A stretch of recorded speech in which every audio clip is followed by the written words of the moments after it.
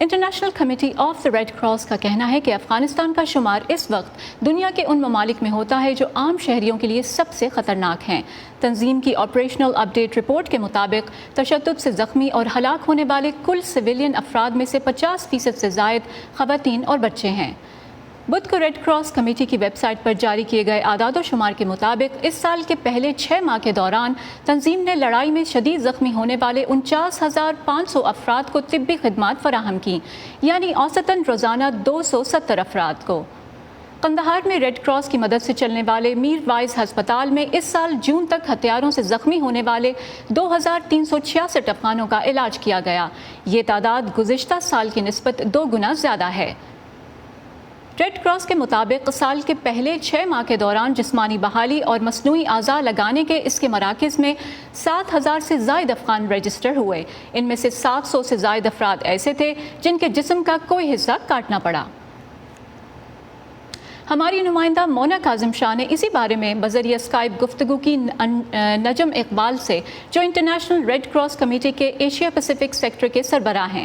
نجم اقبال نے اپنی گفتگو کے دوران تمام فریقین سے اپیل کی کہ وہ صحت کی دیکھ بھال کے ذرائع اور سہولیات کو نشانہ نہ بنائیں۔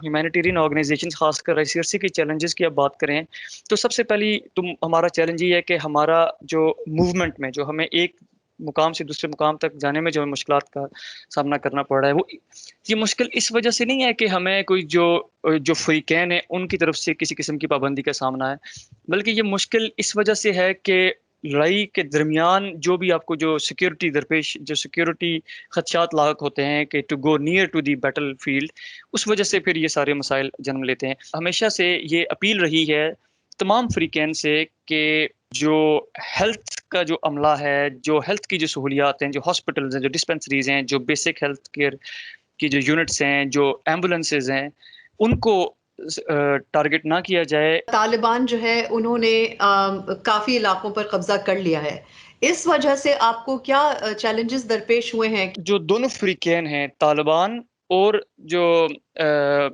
حکومت افغانستان ہے، ان کے ساتھ ہمارے تعلقات ہیں، ان کے ساتھ ہم بات کر رہے ہیں، اور ہمارا ایک بڑا مستقل رابطہ ہے ایز اے نیوٹرل آرگنائزیشن کے حساب سے۔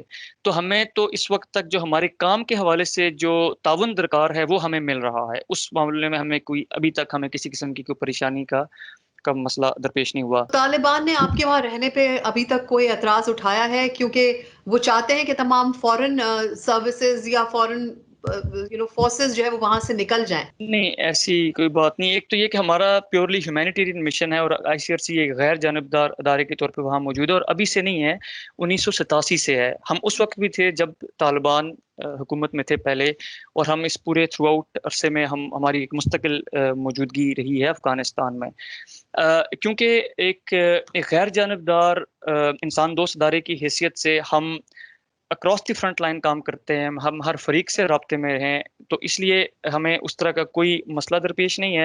ہمارا ابھی بھی اس وقت ایک آفس ہے جو کہ افغان جو طالبان کے جو زیر کنٹرول علاقہ ہے اس میں ہے، بکوا کے مقام پہ۔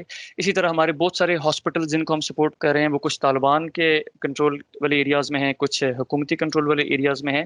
تو ہم دونوں اطراف میں ہم کام کر رہے ہیں، دونوں فریقین سے ہمارا مسلسل اور مستقل رابطہ ہے، اور اس حوالے سے دونوں فریقین نے ہمارے کام پر ایک ہمارے غیر جانبدار کردار پر اعتماد کا اظہار کیا ہے، اور کر رہے ہیں ریگولرلی۔